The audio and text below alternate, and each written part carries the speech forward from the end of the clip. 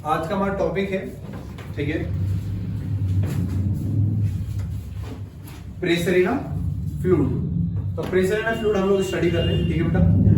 और इस चैप्टर में, इस टॉपिक में हम लोग जानेंगे कि भैया जो कोई भी बॉडी जब पार्शली और कंप्लीटली मर्ज्ड होती है किसी फ्लूइड में, तो उसकी सरफेस पर मैक्सिमम कितना फोर्स लग सकता है, ठीक है। ये जो कॉन्सेप्ट था प्रेशर इन अ फ्लूइड में, ये लेकर के आए थे हमारे आर्किमिडीज। कौन लेकर के आए थे? आर्किमिडीज, ठीक है।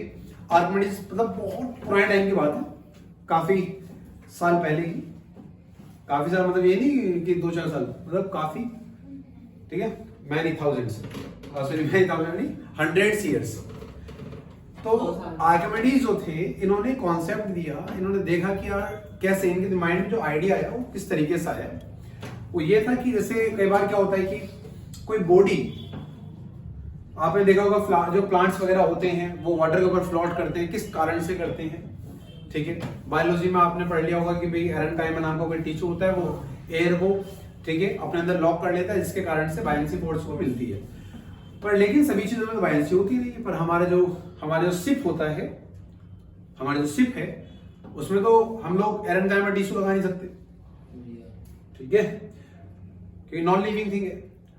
हम इसे कैसे फ्लोट कराएं किसी फ्लूइड में, तो ये एक इंपॉर्टेंट पॉइंट है। तो जितने भी शिप्स वगैरह होते हैं और जो हमारे बोट्स वगैरह होती हैं, जितने भी हमारे ट्रांसपोर्ट सिस्टम है, ट्रांसपोर्ट व्हीकल्स होते हैं हमारे जो पानी में चलते हैं, इनमें मोस्ट प्रोबेबली हम लोग यूज करते हैं आर्किमिडीज का प्रिंसिपल। किसका प्रिंसिपल? Archimedes principal. तो आर्किमिडीज प्रिंसिपल जो है, उसकी ही हेल्प से जितने भी हमारे वाटर ट्रांसपोर्ट व्हीकल्स होते हैं, ठीक है, वो सभी इसी प्रिंसिपल में बेस्ड होते हैं। क्लियर है बातें? जितने भी हमारे व्हीकल होते हैं वाटर ट्रांसपोर्ट के, जैसे शिप हो गया हमारा, ठीक है, और सबमरीन होती है, बोट हो गई है, ऐसे बहुत सारे जितने भी हमारे हैं, ये 2-3, तो ये सभी किस पर डिपेंड करते हैं? Archimedes principal. क्लियर है बातें पीछे? ओके, क्लियर है ना बेटा। नेक्स्ट पॉइंट क्या आता है कि भाई देखो, अब आर्किमिडीज का कॉन्सेप्ट क्या था। आर्किमिडीज ने काफी सारे प्रैक्टिकल किए। इन्होंने क्या किया, इन्होंने एक पत्थर ले लिया, स्टोन ले लिया, उसको थ्रेड में बांध लिया, धागे में, इसका इन्होंने वेट निकाला। क्लियर? वेट निकालने के बाद इन्होंने इसको क्या किया? पानी में डाल दिया। वहां पर इन्होंने देखा इसके थ्रेड के ऊपर, अगर हवा में इन्होंने ये प्रैक्टिकल किया तो थ्रेड के ऊपर ज्यादा प्रेशर लग रहा था, टेंशन ज्यादा थी थ्रेड के अंदर। जब इन्होंने उसको, उसी पत्थर को वाटर में डिप किया कंप्लीटली, पूरी तरीके से, तो थ्रेड के ऊपर जो लगने वाली टेंशन थी वो बहुत कम थी। इससे ये पता लगता है कि जो वाटर के अंदर जब भी कोई बॉडी जाती है तो कहीं ना कहीं वो एक्सपीरियंस करती है एक ऐसा फोर्स जो वाटर के थ्रू लगाया जाता है या फिर लिक्विड के थ्रू लगाया जाता है ऊपर की तरफ। अब थ्रस्ट, ठीक है, इसको थ्रस्ट बोलेंगे, क्योंकि लिक्विड जब भी किसी ऑब्जेक्ट को लिक्विड में इमर्ज करेंगे तो लिक्विड के थ्रू जो फोर्स लगाया जाएगा वो ऑब्जेक्ट की सरफेस के परपेंडिकुलर लगाया जाएगा, और इसीलिए हम लोग थ्रस्ट वर्ड यूज करेंगे।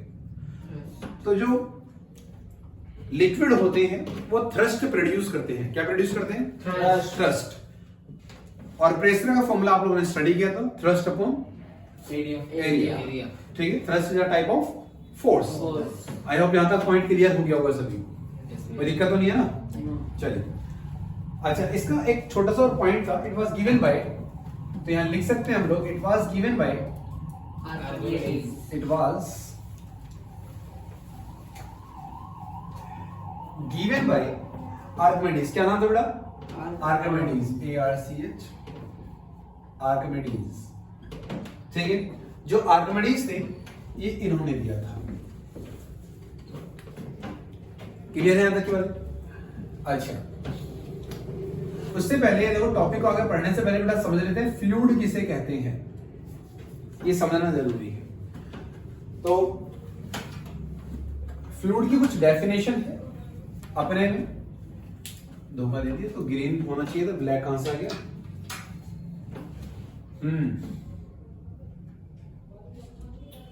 फ्लूइड, फ्लूइड कहते किसे हैं बच्चे? पहले ये समझ लो, ठीक है, छोटा सा टॉप पॉइंट है ये। तो फ्लूइड की अगर हम बात करते हैं बेटा, द सब्सटेंस, इसकी पहचान होती है द सब्सटेंस,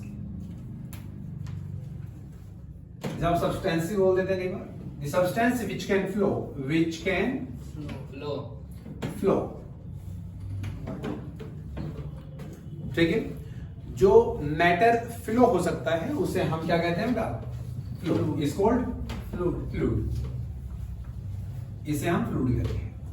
एग्जाम्पल, जब भी हम फ्लूइड वर्ड यूज करते हैं तो आपके माइंड में सबसे पहले आता है वाटर, ठीक है, ये आता होगा। पर लेकिन भैया जो आपका ऑयल है, ठीक है, वो भी फ्लूइड है, ठीक, मिल्क वो भी फ्लूइड की कैटेगरी में रख देते हैं वैसे तो, प्लाज्मा है एक्चुअली। नेक्स्ट पॉइंट देखो जरा, इसके एग्जांपल्स की अगर हम बात कर रहे हैं तो ऑल गैसेस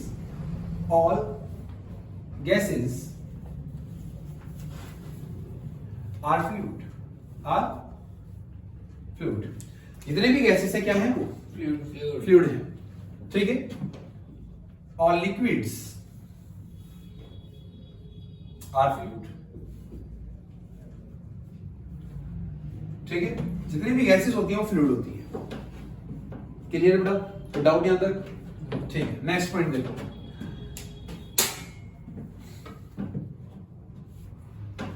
आर्किमिडीज क्या कहता है? आर्किमिडीज का प्रिंसिपल क्या कहता है? एक इस बात को भी समझना जरूरी है, ठीक है। प्रेशर इन अ फ्लूइड, इसको देखो जरा, प्रेशर इन फ्लूइड, इस पॉइंट में when a body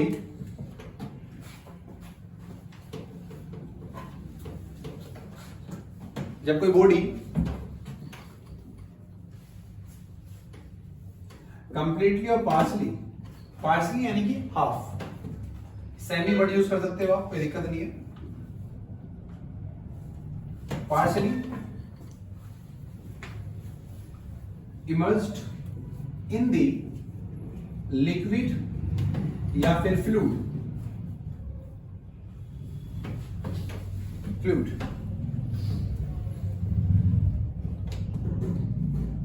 the force उसी तरफ लिखेंगे, then the force in form of then the force of fluid acting perpendicular to the surface of fluid body, जो body है उसकी सरफेस के परपेंडिकुलर लगेगा force, which we called thrust, ठीक है। So we can say that,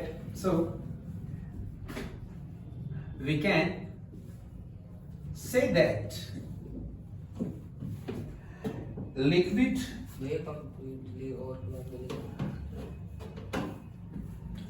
और partially, ठीक है, पार्सली लिखा बेटा। So we can say that liquid or fluid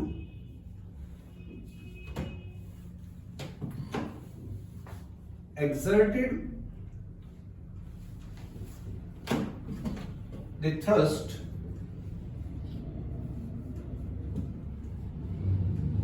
over the body on the body, ठीक है। बॉडी के ऊपर क्या लगता है बेटा? थ्रस्ट लगता है। क्या लगता है? थ्रस्ट लगता है, ठीक है। नेक्स्ट पॉइंट, अब सीधी सीधी बात करते हैं बेटा, प्रेशर, फ्लूइड में प्रेशर, ठीक है, किसी बॉडी को डाला जाता है तो क्या होता है? आर्किमिडीज प्रिंसिपल, तो ध्यान देने वाली बात है बेटा, ध्यान बहुत अच्छे से देना है आप लोगों ने।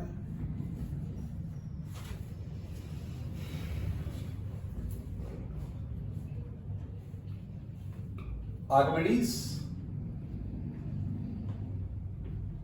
प्रिंसिपल, आर्किमिडीज का प्रिंसिपल क्या कहता है, ध्यान से सुनना बेटा इस चीज को। when a body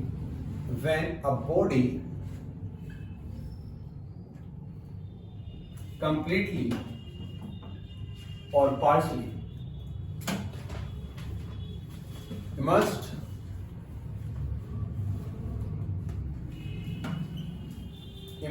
in the liquid or fluid, fluid he word use करो बेटा, लिक्विड नहीं, fluid.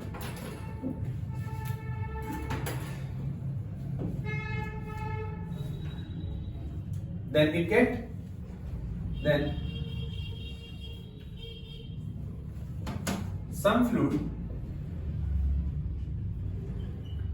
get replaced by the body। Clear? जो बॉडी है, जब आप उसे किसी भी लिक्विड में ड्रॉप करेंगे तो जितना उसका वॉल्यूम है उतने ही वॉल्यूम का कुछ लिक्विड रिप्लेस किया जाएगा। जो लिक्विड रिप्लेस हुआ है, क्लियर, अगर उसका वेट निकाला जाए, उस वेट के इक्वल फोर्स बॉडी के ऊपर लगेगा अपसाइड डायरेक्शन में। क्लियर है बातें? वही हम लिखने जा रहे हैं, when a body completely or partially immersed in the fluid, then some fluid get replaced by the body। ठीक है? by the body। They experienced force,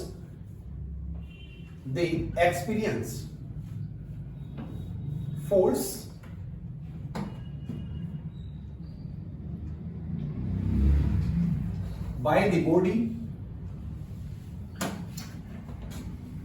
in upside direction,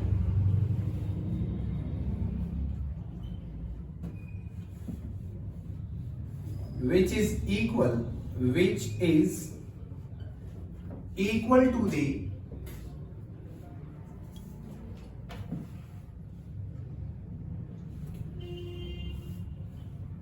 weight of replaced fluid। जो fluid replace हुआ है उसका जो wait है उस उतने ही इक्वल का फोर्स लगेगा। एग्जाम्पल के जरिए समझते हैं बेटा इसको, एग्जाम्पल से ज्यादा अच्छे समझ में आएगा।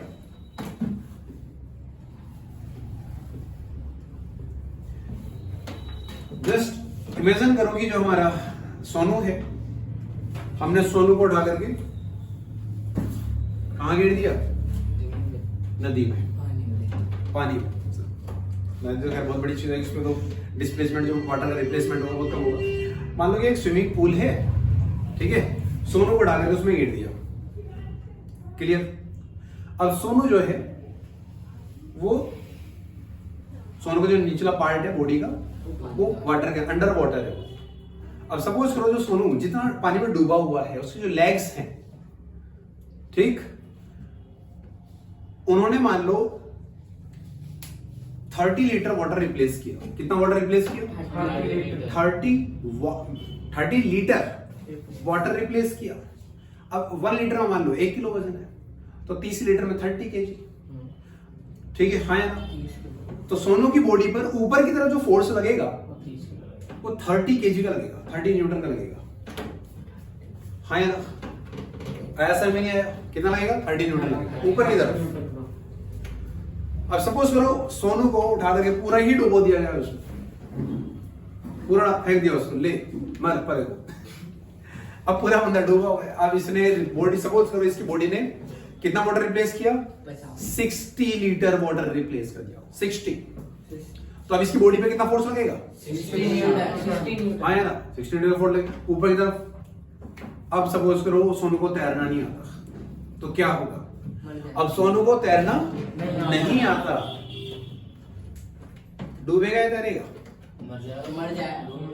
कुछ नहीं होगा भाई, कुछ थोड़ी देर बाद क्या होगा, ये अगर अपनी बॉडी को क्या कर लेगा? स्ट्रेट कर लेगा, पढ़ाया था ना? हाँ, ये स्ट्रेट सरफेस एरिया इंक्रीज कर लेगा। तो क्या होगा, अगर किसी को तैरना नहीं आता और वो पानी में गिरा हुआ है, वो बचने का तरीका क्या है? तैरना नहीं आता, याद रखना। पानी में गिरा हुआ है बंदा, डूबने जा रहा है, क्या करेगा? कोशिश करे कि वो अपनी बॉडी को स्ट्रेट रखे, जिससे क्या होगा? सरफेस एरिया बढ़ेगा। इंक्रीज होने के बाद क्या होगा? सरफेस एरिया इंक्रीज हो जाएगा तो थ्रस्ट ज्यादा लगेगा और बॉडी सरफेस के ऊपर आ जाएगी, जिसके कारण से वो अपनी जान इस तरीके से लगभग कुछ टाइम से मिल जाएगा अपनी जान को बचाने के लिए। शर्त यह है कि पानी के अंदर मगरमच्छ नहीं होना चाहिए, ठीक है? समझ में आई ना बातें? क्लियर है बेटा? पीछे की डाउट? चलो, तो एग्जांपल हमने ले लिया है, जितना वाटर रिप्लेस किया जाएगा या जितना लिक्विड, तो हमने एक एग्जांपल ले लिया उसका। दूसरा पॉइंट ये भी है, जो थ्रस्ट लग रहा है ऊपर की तरफ, ये डिपेंड करेगा लिक्विड की डेंसिटी पर भी। क्लियर? लिक्विड की डेंसिटी पर भी डिपेंड करेगा ये। सपोज करो कोई बॉडी हमने डिप कर दी है और वो जो हमारा फ्लूइड है, लिक्विड है, वो डेंस है as compare to the water. थोड़ा सा रिप्लेस होगा तो ज्यादा फोर्स रिलीज करेगा वो बॉडी के ऊपर। क्लियर है बातें? अच्छा, तो यहां तक मेरे ख्याल से क्लियर हो गया होगा, है ना? चलो, अब इस एग्जांपल को तुमने ऐसे समझा दिया। अब सोचो जरा, तो ये तो हमारा हो गया आर्किमिडीज प्रिंसिपल, ठीक है? इसको इजी लैंग्वेज में लिख सकते हैं हम लोग, और भी इजी लैंग्वेज में अगर लिखना चाहें तो, ठीक है? तो इसमें लिखते हैं the replaced liquid force the thrust acting over the body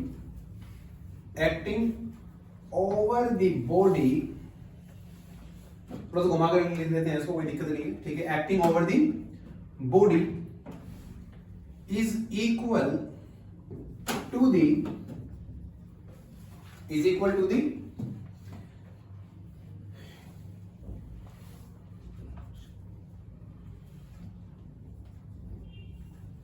weight of replaced liquid by the body.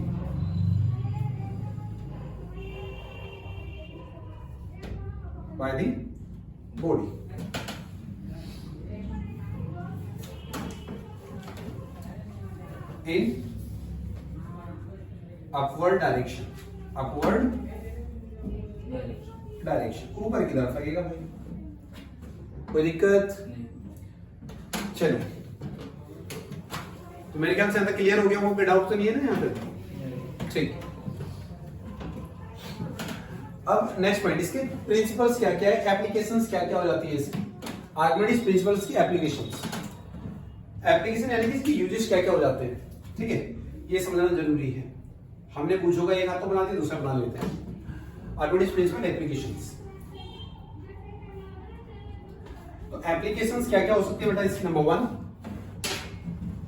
Design of या फिर मैन्युफैक्चरिंग या कंस्ट्रक्शन या design of ship, boat and marine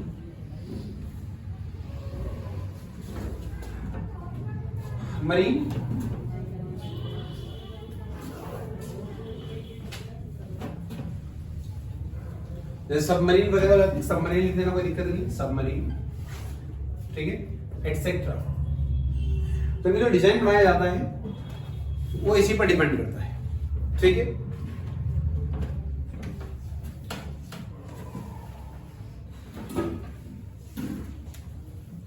clear है बेटा बातें?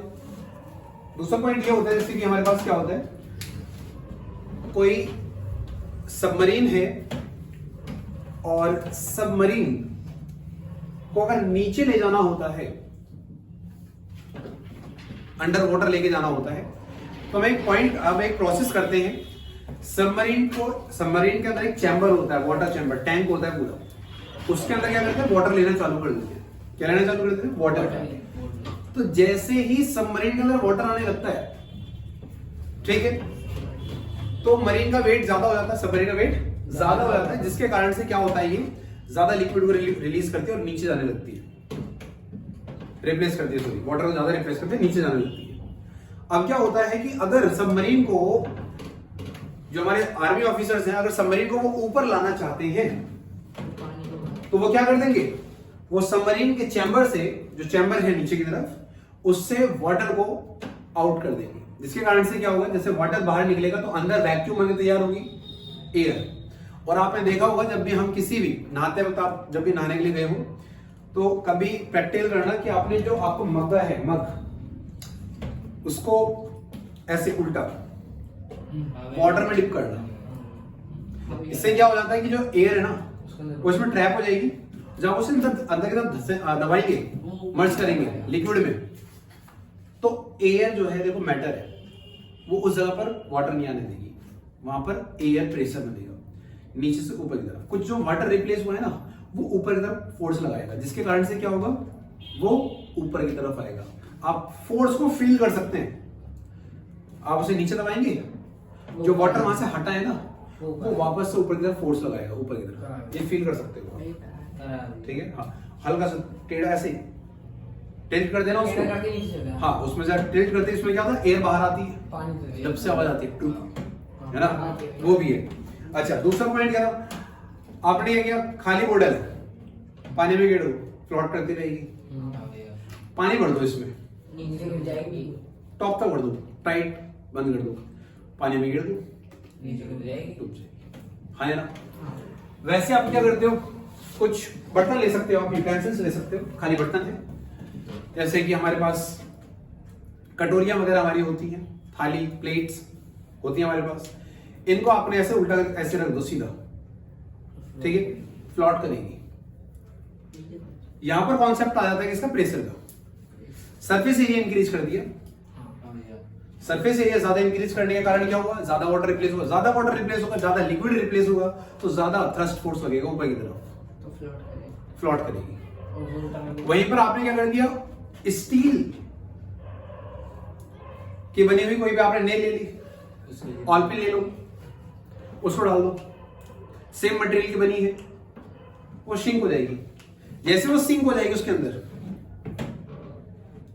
क्यों सिंक क्यों हुई, क्योंकि सरफेस एरिया नेग्लिजिबल था, जिसके कारण से अब थ्रस्ट फोर्स नहीं आ पाया।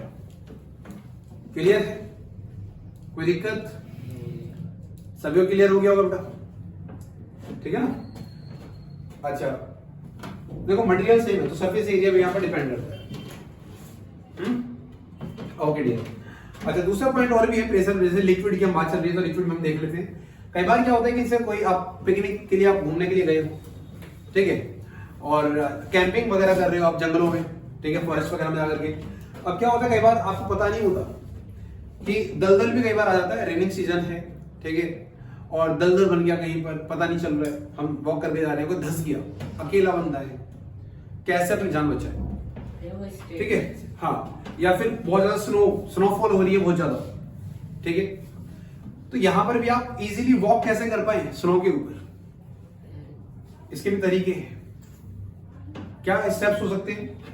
अगर आप चाहते हैं स्नो के ऊपर इजीली वॉक करना, तो क्या कर सकते हैं, जो आपके सॉक्स हैं, शूज हैं, ठीक है, इनके फीते खोल करके आपने क्या करना है, एक लकड़ियों को इकट्ठा करके, ठीक है, एक रिंग बना लो, फ्रेम बना लो, एक के ऊपर एक रख करके ऐसे रख लो, एक के ऊपर फ्रेम, है ना, बना लिया ऐसे करके। अब पॉइंट ये है कि इसके ऊपर आपने क्या कर लेना है, एक और ऐसे रख लेना है, ठीक है, सिंपल। अब पॉइंट ये है कि अब इसके ऊपर जब आप अपने शूज को बांधेंगे तो इसका सरफेस एरिया क्या हो गया बेटा? इंक्रीज हो गया। सरफेस एरिया इंक्रीज हो गया है।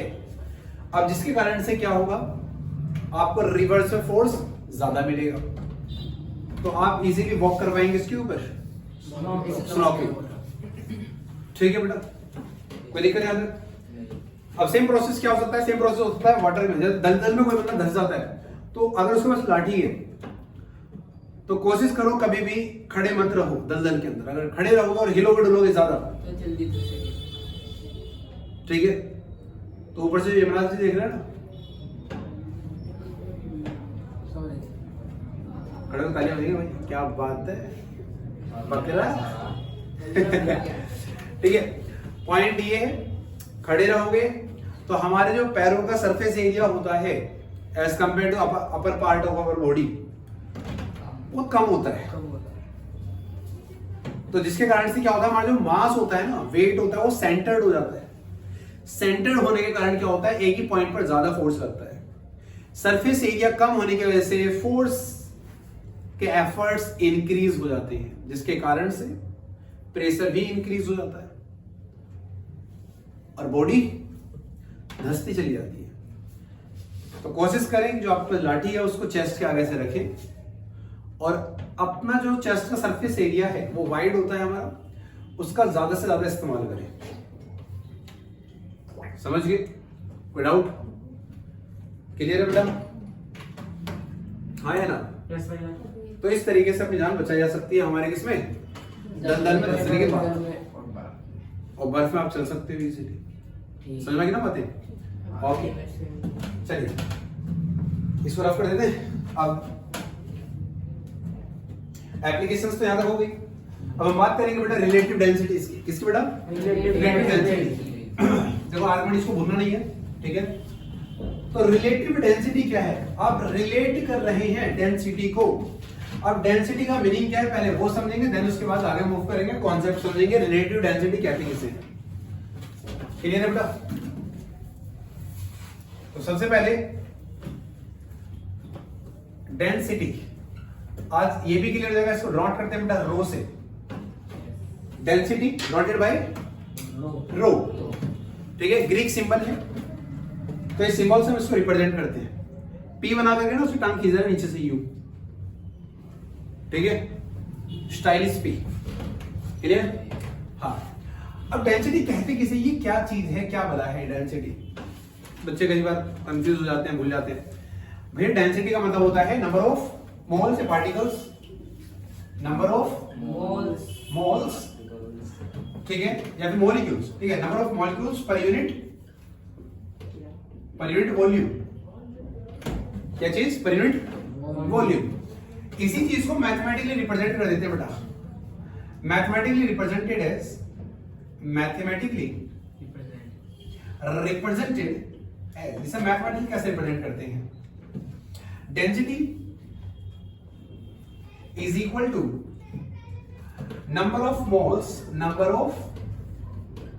divided by volume। अब ये सिंबॉलिक फॉर्म में लिख देते हैं। डेंसिटी को रिप्रेजेंट करते हैं बेटा रो से। नंबर ऑफ मोल्स, ठीक है? नंबर ऑफ मोल्स यानी कि मास ले लो इसका। क्या ले लो? मास ले लो। मास में आता है मास, क्या जाएगा? मास, ठीक है? मास कैपिटल एम से रिप्रेजेंट कर सकते हो बेटा, स्मॉल एम से रिप्रेजेंट कर सकते हो। वॉल्यूम को कैपिटल वी से। तो मास पर यूनिट वॉल्यूम, इसको ये भी बोला जाता है, ठीक है? नंबर ऑफ पार्टिकल्स तो हो ही गए, और नंबर ऑफ मास, ठीक है? मास पर यूनिट वॉल्यूम, ये भी क्या होती है? डेंसिटी होती है। और डेंसिटी कभी भी मटेरियल की बदलती नहीं है। क्यों नहीं बदलती? क्योंकि मास कांस्टेंट चीज है, वॉल्यूम भी क्या है? कांस्टेंट है। तो दोनों ही वैल्यूज कांस्टेंट है, तो डेंसिटी भी क्या रहेगी? कांस्टेंट रहेगी। अगर आप प्लेस चेंज कर रहे हैं तो डेंसिटी चेंज नहीं होगी। क्लियर है बेटा बातें? कोई दिक्कत? भाई मास कांस्टेंट है, नंबर ऑफ पार्टिकल्स होते हैं, ठीक है? उसका मास कांस्टेंट रहेगा सभी का। वॉल्यूम जो है वो भी कांस्टेंट रहेगी। ऐसा नहीं है यहाँ पर हम 1 मीटर हमारे पास जो होता है, ठीक है, वो 100 सेंटीमीटर के इक्वल होता है। और अगर हम कहीं और चले जाते हैं, दूसरी कंट्री में चले जाते हैं या किसी दूसरे प्लेनेट पर चले जाते हैं, तो वहां पर जो 1 मीटर है वो 90 सेंटीमीटर का या फिर 110 सेंटीमीटर का नहीं होता। सब जगह कांस्टेंट रहता है, लेंथ इक्वल रहती है। क्लियर ना बात है? तो चेंज नहीं होगी, डायमेंशन सेम रहेगी। आपकी जितनी हाइट अभी यहाँ पर है 5 फुट, ठीक है, 4 इंच। आप यूएसए चले जाओ, अमेरिका मतलब आप ऑस्ट्रेलिया चले जाओ, कहीं पे भी आप जा रहे हो, तो आपकी हाइट 5 फीट 4 इंच रहेगी। तो डायमेंशन तो आपकी बॉडी की वही रहेगी, चेंज नहीं होगी। आपकी बॉडी में जो मास है वो भी सेम रहेगा, नंबर ऑफ पार्टिकल्स भी सेम रहेंगे, ठीक है। वेट बदलता रहता है, वो आपको बताइए, लास्ट क्लास में बता दिया था, ठीक है ना, क्योंकि ग्रेविटी बदलती रहती है। अच्छा, planet to planet. Next point क्या हो गया? ये तो डेंसिटी की बात हमने कर दी, इसकी यूनिट की बात कर लेते हैं, ठीक है। SI unit of density. Density कैसे यूनिट क्या होती है? देखो बेटा, मास हो गया केजी में, इसमें आएगा बेटा किलोग्राम में। वॉल्यूम है क्यूब में आती है, मीटर क्यूब। अभी नीचे से ऊपर जा रहा है तो पावर बेटा माइनस पे जाएगी, किलोग्राम पर मीटर क्यूब। हाँ है ना? कोई डाउट? तो ये इसकी क्या बन गई बेटा? एसआई यूनिट बन गई। Is this clear? केजी पर मीटर क्यूब जहां पर भी देख लो, समझ जाओ क्या है वो डेंसिटी है। क्या है वो? डेंसिटी है। Okay my dear, next point देखो बेटा, आर्गुमेंट से रिलेटिव डेंसिटी। क्या चीज बेटा? Relative density.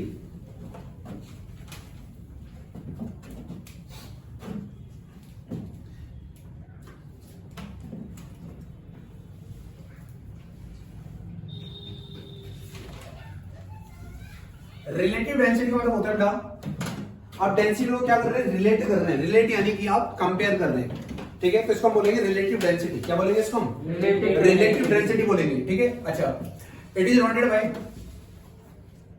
कैपिटल आर से रिप्रेजेंट कर सकते हैं, रो बना दो नीचे हल्का सा रो, या आर से रिप्रेजेंट कर दो, कोई दिक्कत वाली बात नहीं है, ठीक है। तो रिप्रेजेंट का मतलब क्या हो गया? रिप्रेजेंटेशन मतलब रिलेटिव का मतलब हो गया इनका कंपेयर कर रहे हो आप, कितने परसेंट या कितने रेशियो में, कितने टाइम्स, ठीक है, मतलब मल्टीप्लाई फॉर्म में। कौन सी फॉर्म में? मल्टीप्लाई फॉर्म में।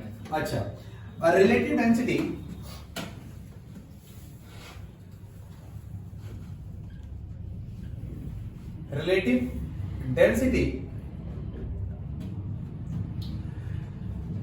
इज द रेशियो ऑफ, क्या है बेटा ये? is the ratio of density of substance, जो भी आप निकालना चाह रहे हैं, and density of fluid, जो भी फ्लूइड है उसकी डेंसिटी, दोनों की डेंसिटी को हम रिलेट कर रहे हैं, उनका रेशियो है। मैथमेटिकली रिप्रेजेंटेड एज, मैथमेटिकली कैसे? इसका ही फॉर्मूला है, इक्वेशन है।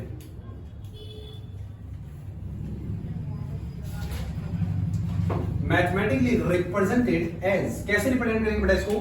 रिप्रेजेंट करने का इसका प्रोसेस ये होगा, relative density denoted by capital R, rho is equals to density of fluid, या डेंसिटी ऑफ, वो ले लो, density of substance, density of substance denoted by, लिख दो बेटा, density of substance divided by a density of fluid।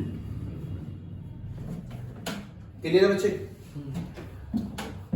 तो relative density is equals to density of substance denoted by rho s and density of fluid denoted by rho l।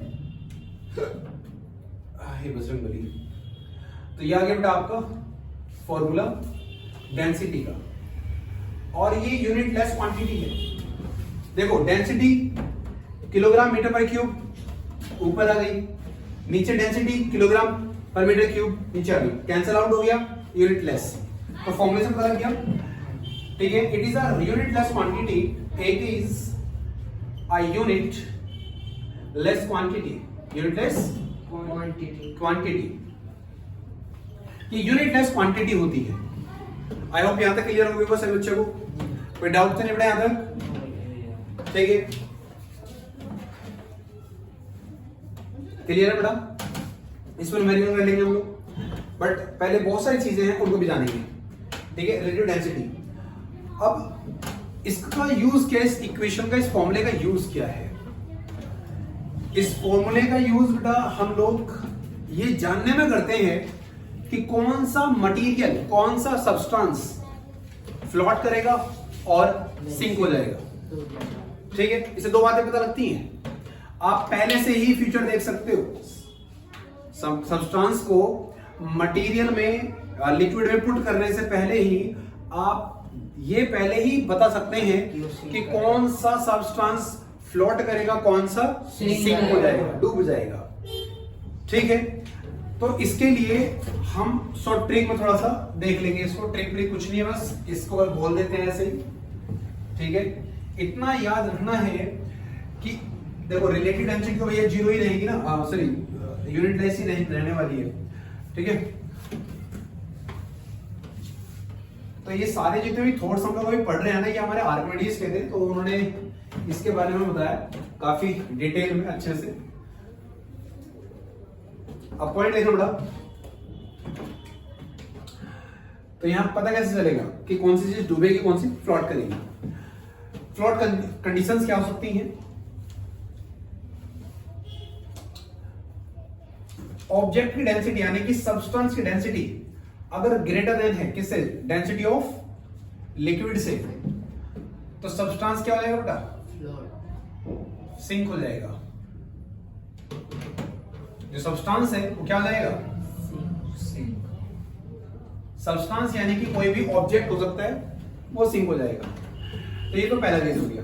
अच्छा, case number 2 देखो जरा, अगर density of liquid ज्यादा है as compare to the density of solid, sorry substance या object, तो यहां पर क्या करेगा? ये फ्लोट करेगा। क्या करेगा बेटा? ये फ्लोट करेगा। क्लियर बेटा? सब्सटेंस फ्लोट करेगा। कितना याद रखना। और अगर इक्वल हुआ तो क्या होगा बच्चे? हाँ, क्या होगा बेटा? बोलो, अगर दोनों ही इक्वल हुए तो क्या होगा? अगर दोनों इक्वल हैं, वो आधा डूबेगा और आधा 10% ऊपर रहेगा, 10% ऊपर रहेगा। 50% ऊपर, 50%। ना ना ना ना ना ना ना, ठीक है, ये केस आपको बहुत कम देखने, मतलब ऐसे देखने के लिए मिल जाएगा। डेंसिटी अगर सेम है तो क्या होगा? उसका बिल्कुल 10% से कम हिस्सा ऊपर रहेगा, बाकी सब कुछ नीचे 10%। आया? कुछ समझ में नहीं आया? ठीक है, तो यहाँ पर जनरली याद रखते हैं 90% क्या हो जाएगा बेटा? सिंक, और 10% ये तो मैंने नॉर्मली बता दिया। ये मैं किसके बेस में बता रहा हूँ? ये मैं आइस के बेस में बता रहा हूँ। ठीक है, देखो डेंसिटी दोनों की थोड़ी सी डिफरेंट हो जाती है, पर लगभग अप्रोक्स के आसपास रहती है। ठीक है, अच्छा, दूसरा पॉइंट क्या हो गया? ये क्या करेगा? फ्लोट करेगा। हाँ या ना? थोड़ा सा डूबेगा, तैरेगा। अब कुछ बच्चों का क्वेश्चन आता है कि भैया जो वुड होती है हमारी, वो फ्लोट क्यों कर पाती है? ठीक है, वो तो सॉलिड है, सॉलिड है वो, तो फ्लोट कैसे कर सकती है वो? एक्चुअली क्या होता है, जो हमारी वुड होती है वो किससे बनती है? फाइबर फॉर्म होती है उसकी। जो सेल्स होती है वो लॉन्गिट्यूडनल शेप में होती है, आपको पता ही है। फाइबर सोप जो हमारे पैरेंकाइमा एरेंकाइमा होते हैं सूख जाते हैं, स्केलेंकाइमा में कन्वर्ट हो जाते हैं, उनके बीच में क्या हो जाता है? स्पेस आ जाता है। जब वो लकड़ी सूखती है वहां से वाटर बाहर निकल जाता है, इसमें स्पेस बचता है, वहां एयर आ जाती है, जिसके कारण से बायलेंसी प्रोड्यूस हो जाती है किसी भी वुड में। और यही रीजन है कि वो जो वुड होती है वो सॉलिड होने के बावजूद भी क्या कर पाती है? फ्लोट कर पाती है। और वहीं पर अगर आप क्या ले लेते हो? कॉटन, उसको वाटर में रख दो तो वहां क्या होगा? फाइबर देखो वहां पर भी है, कॉटन हमारी सॉलिड है, जो हमारी कॉटन है वो सॉलिड है, बट लेकिन क्या होगा यहाँ पर? यहाँ पर बनता है कैपिलरी प्रेशर। क्या बनता है यहाँ पर? Capillary pressure. तो इसमें से क्या होता है? वाटर होता है ना, जैसे जैसे वाटर ऊपर आने लगता है, इसमें से एयर बाहर निकलने लगती है, तो कॉटन के अंदर पूरी तरीके से पानी चला जाता है। अब वाटर और वाटर दोनों की डेंसिटी सेम। क्लियर है बात? कोई दिक्कत? इजी बेटा, हाँ है ना? कोई भी लिक्विड है, लिक्विड को लिक्विड में डाल रहे हो आप, कोई भी लिक्विड हो सकता है। जैसे कि हम बात कर रहे हैं किसकी, हमने मस्टर्ड ऑयल ले लिया, क्या ले लिया? Mustard oil. अब मैंने इसको वाटर के ऊपर इसके 2-4 ड्रॉप मैंने डाल दिए, क्या होगा फिर? ये फ्लोट करेगा, सिंक करेगा? फ्लोट करेगा, क्यों करेगा? Because its density less than to the water. Water से क्या होती है इसकी डेंसिटी? लेस होती है, इसी वजह से क्या करता है? फ्लोट करता है। आइस, जैसे आइस बॉक्स वगैरह बहुत आइस होती है, वो फ्लोट करते हैं वाटर में, क्यों? क्योंकि उसकी डेंसिटी कम होती है।